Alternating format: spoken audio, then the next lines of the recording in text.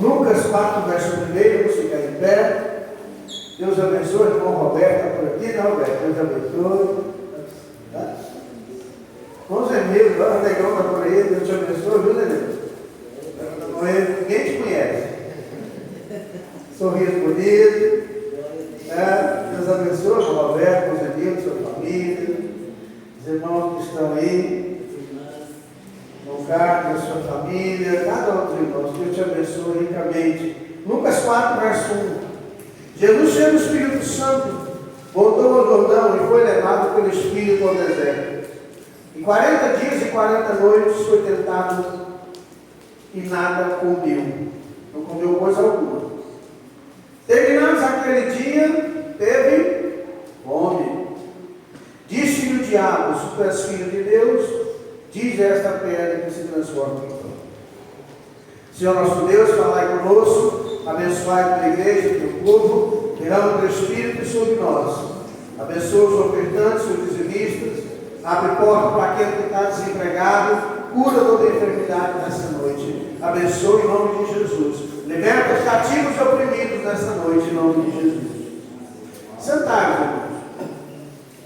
Vamos falar um pouquinho sobre vencendo as tentações no deserto. Amém? Todos nós, em algum momento da nossa vida, já enfrentamos um deserto. Quem é que nunca passou pelo deserto? Há momentos na nossa vida, irmãos, que tudo parece seco, difícil, não é não? Parece que tudo está seco. Parece que você ora, você está falando sozinho, não tem ninguém. Mas o que muita gente não entende, sabe o que é? Que o deserto não é ausência de Deus, é preparação. Não é só provação, é preparação. É no deserto que Deus te prepara. É na fornalha da aflição que Deus vai te preparando, que Deus vai te moldando. É no deserto que Deus vai me provar e te provar também. O texto que nós lemos mostra que Jesus estava no auge do seu jejum, e ele havia jejuado 40 dias e 40 noites, e depois você fica com 40 dias sem comer. O que acontece?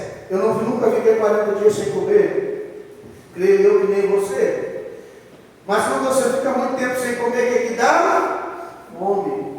E na hora da fome, o diabo apareceu. Nem na hora da fraqueza, o diabo aparece. A gente tem que entender uma coisa, irmãos, que vida com Deus não é sinônimo de vitória visível. Não. Não é sempre que eu vou ter vitória. Deserto é lugar de provação. Eu preciso saber que acima de tudo, Deus está do meu lado. Hebreus 13, não te deixarei e nem jamais te abandonarei. Sabe o que eu quero te mostrar, irmãos? Antes de nós adentrar no tema, eu quero te mostrar o que é tentação. E para isso eu quero usar o texto de Tiago, capítulo 1, verso 14 e 15. Mas eu quero ler aqui o versículo 13 também, onde Tiago diz assim, Tiago 1,13. Olha só. Ninguém ao ser tentado, diga, sou tentado por Deus. Porque Deus não pode ser tentado pelo mal e Ele mesmo ninguém tenta. Versículo 14. Olha só o que diz. Ao contrário, cada um é tentado pela sua própria cobiça, quando esta o atrai seduz. Então a cobiça, depois de haver concebido, dá a luz ao pecado. E o pecado, uma vez consumado, gera a morte. Bem? Glória a Deus. Entendeu? O texto mostra o seguinte, que, olha, o que Tiago diz? Por exemplo, podemos entender que a tentação em si não é pecado. Qual o perigo que Tiago diz? Depois de haver a concupiscência concebido, ela dá luz ao pecado. Então eu não posso deixar que a tentação e as que a cobiça, né? Que a concupiscência gere em mim o pecado. Existem esses estágios, não é não? Tiago, terceiro carta, vai tentado quando é atraído e seduzido pelos seus próprios desejos. O diabo não coloca o mal, não pega algo que você não gosta. Ele pega algo que você quer, algo que te atrai, algo que você deseja. E como ele sabe disso? Porque ele anda ao nosso redor, fugindo como um leão, procurando alguém para tragar. Então, de que Tiago diz: ó, não deixe a concupiscência gerar pecado. Sabe o que é concupiscência? É o desejo desordenado, é cobiça forte, inclinação para os prazeres sensuais, materiais ou egoístas. Então, o que eu faço para mim vencer essa tentação, essa concupiscência que vem na minha vida? Como diz Paulo: maldito o homem que sou. O que eu quero eu faço, aquilo que eu não quero eu acabo fazendo. O que eu faço? Vou cuidar dos meus pensamentos. Eu vou vigiar minha mente o tempo todo. Eu vou ler mais a Bíblia e orar mais. Porque quando eu leio, a palavra entra nos meus olhos, vai para a minha mente, que é o meu coração espiritual. E eu começo a me encher da palavra de Deus. Então preciso entender que a tentação, a concupiscência vai haver na sua vida. Você vai ver coisa que vai te atrair e seduzir. E nós vendo a história de José, nós podemos dizer: vencer a tentação no deserto é fazer o que José fez. José resistiu aos ataques daquela mulher que era sua senhora, esposa de Potifar. Imagina assim, irmãos, Potifar era um homem de posição. Deveria ser um homem de meia idade para mais. José era jovem, bonito, de boa aparência. Quem sabe a mulher do Potifar não era tão... Isso é mais nova que ele, tadinho, né? E ela ficou de olho naquele rapaz. Ela começou a olhar naquele judeu que administrava tudo que ela tinha, tudo que era do seu marido, e ela cobiçou aquele rapaz, e ela deu de cima dele muitas vezes, não está escrito na Bíblia, e todas as vezes José resistiu. Está em Tiago 4, resistiu o diabo, e ele fugirá de vós. Mas chegou um momento que ele falou: agora não dá para resistir, se eu ficar aqui eu vou cair.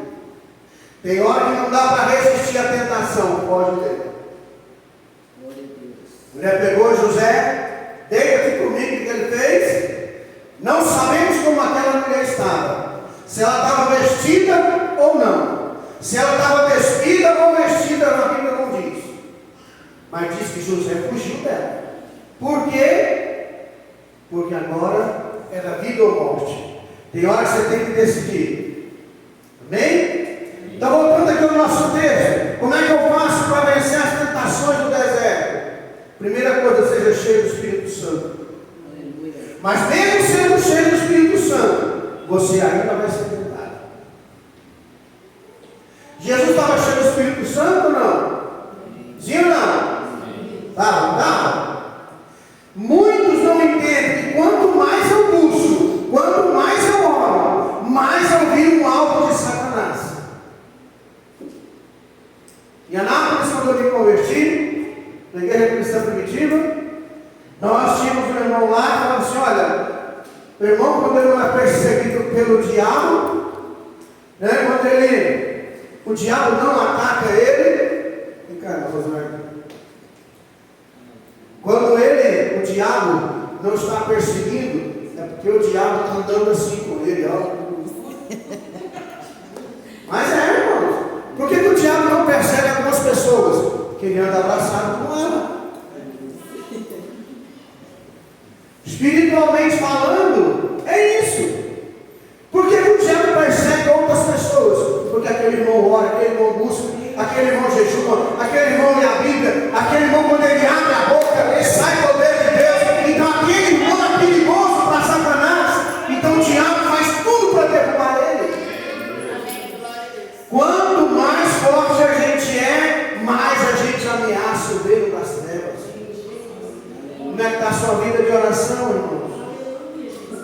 Ser espiritual não significa ausência de luta, é buscar força para vencer o mal.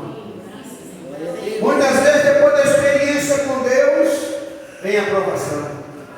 E você fala: meu Deus, o Senhor me abandonou. Não, eu estou te provando, meu filho. Eu quero ver se realmente o Espírito que eu te dei, você está dando lugar para Ele. Eu quero ver se o Espírito que eu derramei em você, naquele culto, naquela oração, naquele dia, você está deixando Ele guiar a sua vida, o seu casamento, o seu lar, a sua família, o seu trabalho. Esse é o grande porém nosso. Não estranhe as provas que vêm sobre você. É porque assim como Cristo foi tentado lá no deserto, eu também vou ser. Assim como o diabo se aproximou de Cristo, ele vai aproximar de mim. E de você também. E a tentação vem é na fraqueza. Jesus jejuou 40 dias, ele teve fome. Por que o diabo não apareceu nos outros 39 dias? Porque quando veio a necessidade, ele apareceu. E o diabo tocou na necessidade física de Jesus Cristo, que era o Filho de Deus. O inimigo não ataca quando você está forte. Não. Ele sabe que se ele atacar quando você está forte, ele perde a luta. Mas se ele atacar no momento da fraqueza, as chances são maiores. Por exemplo, às vezes vem o cansaço, o desânimo. Você está desanimado porque você está buscando e não. Você está cansado de tanta luta, de tanto trabalho, e você trabalha muito, trabalha das 7 da manhã às 7 da noite, vai em casa correndo, vem para o culto, e não é fácil, você cansa.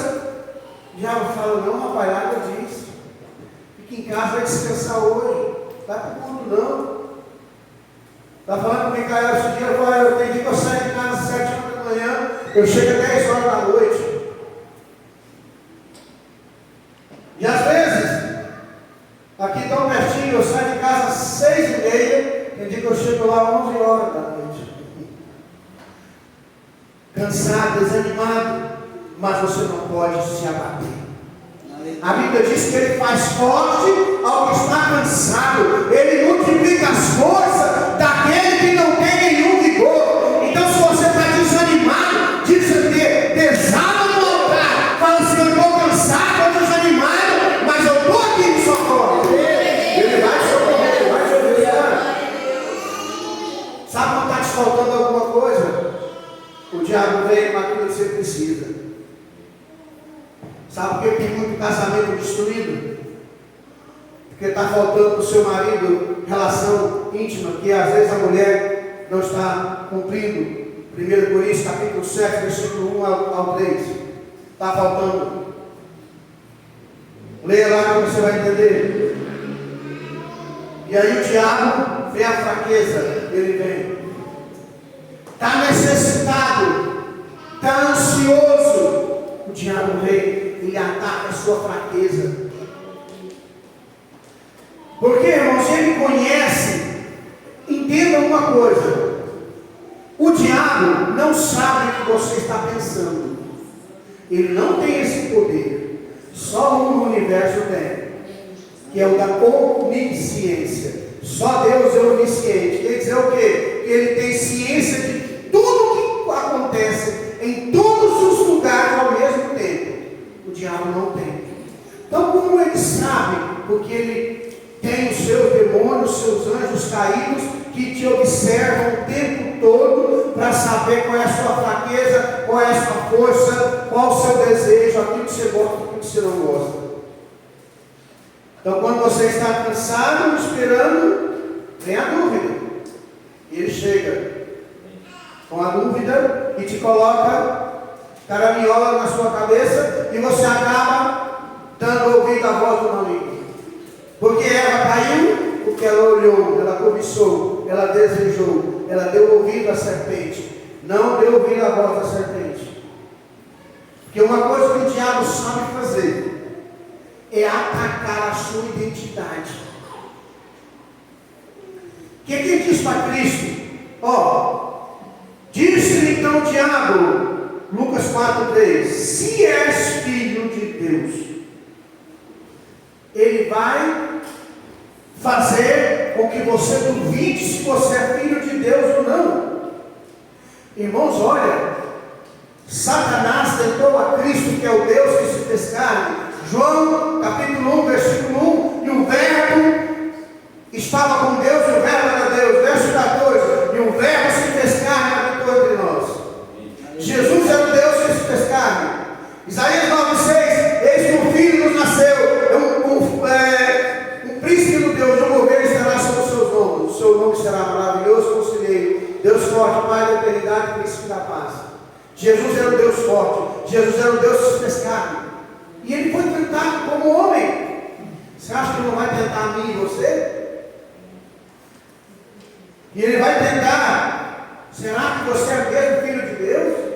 Você tem certeza que Jesus perdoou os seus pecados? E às vezes ele cita a Bíblia: olha, todos são pecadores, você não é pecador. Será que Deus está com você? Ou então vem aquelas coisas para nós: que Deus é esse que você serve, que deixa você passar por esse problema? Quem é que nunca teve na luta e já ouviu alguém falar isso? Nossa, mas como é que você serve a Deus? Que Deus é esse que deixa você passar por esses problemas? Irmãos, é no deserto que Deus vai te fortalecer. O que você não vê, como eu falei aqui nesses dias, que as árvores se fortalecem é no momento da seca. As suas raízes se aprofundam quando na chuva não vem. As raízes se aprofundam buscando água e elas vão longe. Então por quê? É na época da seca que você tem que se aproximar de Deus. Provérbios 4:23: sobre tudo que se deve guardar, guarda o teu coração, dele procede as fontes da vida. A batalha que a gente batalha hoje está sendo travada na mente. A sua maior batalha é na sua mente. Sabia? Eu não sei se você sabe, mas quando o pregador aí, Eclesiastes, Provérbios 4:23, quando Deus fala sobre tudo que se deve guardar, guarda o teu coração. Esse coração não é o órgão que bombeia o sangue. Esse coração é a sua mente. Coração não sente, ele responde aos sensores, que eles veem, o que os seus olhos veem e o seu ouvido escuta. Então, esse coração, que a Bíblia diz, é a sua mente. Guarda a tua mente. Filipenses 4: tudo que é justo, tudo que é puro, se tem virtude, se existe louvor, é isso que tem que ocupar a sua mente. Filipenses 4:8. Então esse coração é a sua mente. Como é que eu faço para proteger a minha mente? Leia mais a Bíblia, ore mais, medite nas coisas sagradas, retira tempo para meditar na palavra. Ler é uma coisa, meditar é outra. Meditar é você pegar um exemplo, o Salmo 23, e começar a meditar. O Senhor é o meu pastor e nada me faltará. Aí você vai lembrar de todas as vezes que você estava em dificuldade e o seu pastor, que é o Senhor, te socorreu. Esse Deus que é nosso pastor, que nada nos deixa faltar, já nos socorreu em muitas e muitas vezes. Por quê, irmãos? Entenda uma coisa: não tem atalho. O diabo queria que Jesus Cristo puxasse um atalho. Transforma essas pedras em pães. Bem? Mas Cristo diz: nem só de pão viverá o homem, toda palavra que sai da boca de Deus, disso viverá o homem. Se Cristo fizesse isso, era agir fora da vontade de Deus, era ceder aos desejos, né? Era, em vez de estar combatendo o mal, está cedendo ao mal. Entendeu? Vida espiritual tem atalho não, irmãos. Não há atalhos. Não tem atalhos. Era fácil para Cristo transformar a pedra em pães. Mas ele não fez. Porque nós temos que resistir o diabo, que ele vai fugir de nós. Sabe que você não tem cedido aos desejos da sua carne? Desejo por sexo, briga, vícios. Por mais que você não goste, tem gente que é viciada até no trabalho. Você não tem tempo para a igreja. Trabalho, mas trabalho, não dá tempo, só no trabalho. Eu lembro aqui do irmão Gilmar, trabalhava toda noite, mas ele tirou, toda quarta e domingo ele não trabalhava. Esse aqui era o motivo para vir para a igreja. Tinha época que tinha só eu e ele, e a esposa dele, a gente conversava, orava, buscava, dava estudo para ele, mas ele tirava para vir para a casa de Deus. Tira tempo para estar na casa do Senhor. Não seja um crente só no domingo. Passe a frequentar os grupos. Reunião da senhora, do senhor, dos jovens, das crianças. Traga você que é pai, acompanhe a sua família na igreja. Na vida não tem atalho. Não existe atalho. Por exemplo, na vida de Davi, para ele assumir o trono levou tempo. Em torno de 13 anos. Deus chamou ele com uns 16 para 17 anos aproximadamente. Deus ungiu ele como rei de Israel. Na casa de Jessé, seu pai. O dia que ele foi ungido legalmente para Deus, ele já era o rei de Israel. Mas demorou uns 13 anos para ele assumir. Só foi assumir com 30 anos.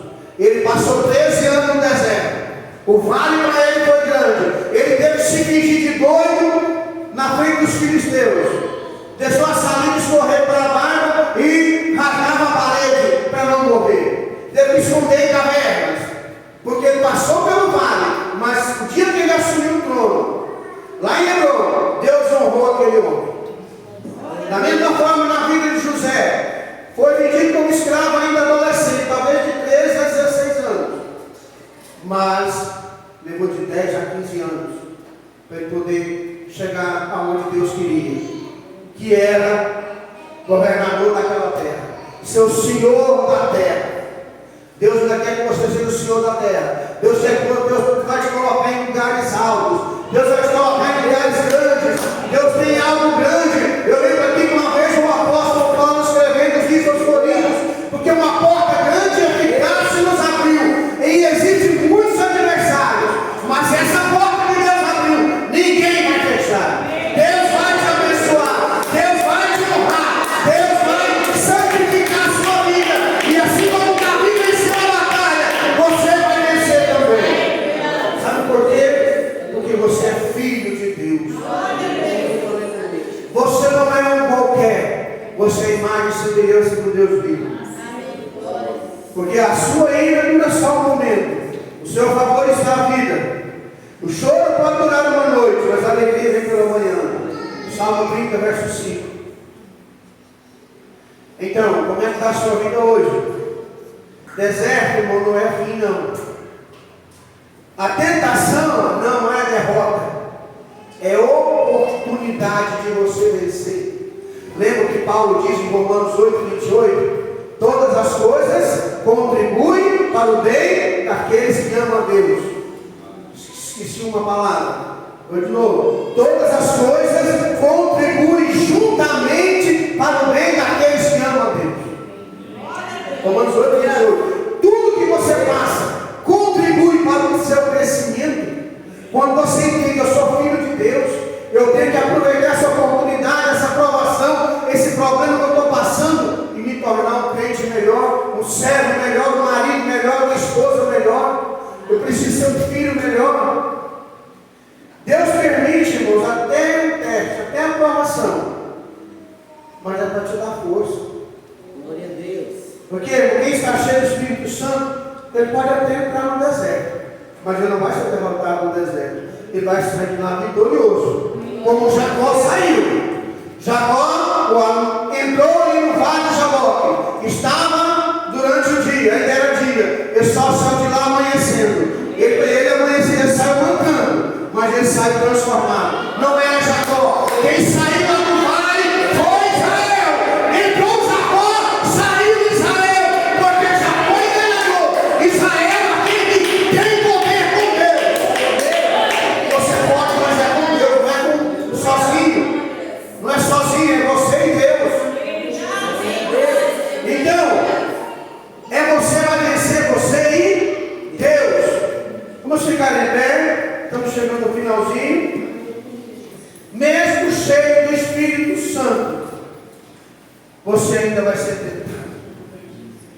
A tentação, irmãos, vem na fraqueza. O ataque à identidade, você tem que saber quem você é. Não existe atalhos para a sua fé, não, irmão. Cuida da sua mente. Ore cada dia mais. Leia a Bíblia mais. E eu sei que Deus vai te abençoar. Amém.